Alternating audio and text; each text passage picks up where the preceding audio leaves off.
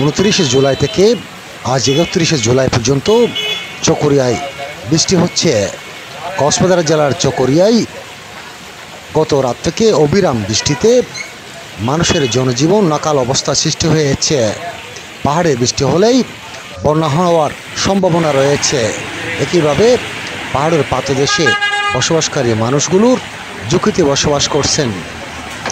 সাগরে মাছ ধরা ট্রলারগুলো গিয়েছিল। সাগরের আবহাওয়া ভালো না থাকায় অনেক মাছ ধরা ট্রলারগুলো খালি হাতে ফিরে এসেছেন। গত রাত থেকে অবিরাম বৃষ্টিতে সড়কে পানি জমে গেছে। বৃষ্টিতেও অনেকেই ছাতি ব্যবহার এবং নালাগুলোতে দ্রুত পানি যাতায়াত করছেন। অবিরাম বৃষ্টিতে মানুষের জনজীবন স্থবির, দোকানপাটে ঢুকে আশ্রয় নিয়েছে মানুষ। অবিরাম বৃষ্টির সময় ভিডিওগুলো ধারণ করা হয়েছে কক্সবাজারের চকরিয়া থানা সেন্টার এলাকা থেকে।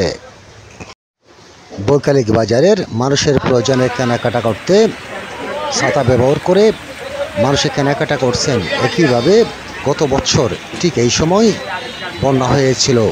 এভাবে অবিরাম বৃষ্টি নামতে থাকলে পাহাড়ও একইভাবে বৃষ্টি নামতে থাকলে পাহাড়ি ঢলে চকরিয়া প্লাবিত হওয়ার সম্ভাবনা রয়েছে।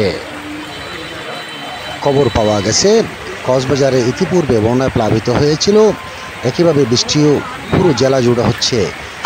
এর জন্য কক্সবাজারের বিভিন্ন এলাকায় জলবদ্ধতাও সৃষ্টি হয়েছে। চকরিয়া সহ চকরিয়ার সীমান্তবর্তী এলাকা লামা, আলীকদম এবং পাহাড়ি বিভিন্ন অঞ্চলে অবিরাম গত রাত থেকে বৃষ্টি হচ্ছে বলে খবর পাওয়া গেছে। গত বছর বন্যার সময় চকরিয়া পৌর শহরের বিভিন্ন শপিং মলগুলোতে পানি ঢুকে যায়।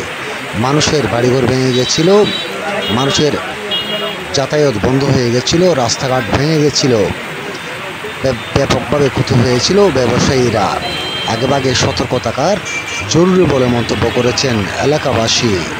চকরিয়া উপজেলায় একটি পৌরসভা সহ 18টি ইউনিয়ন, মোট 19টি প্রত্যন্ত অঞ্চল প্লাবিত হয়েছিল গত বছর বন্যার সময়। অতই পানিতে মানুষের যাতায়াত করতে হয়েছিল। অনেকে ব্যবহার করেছিল নৌকা।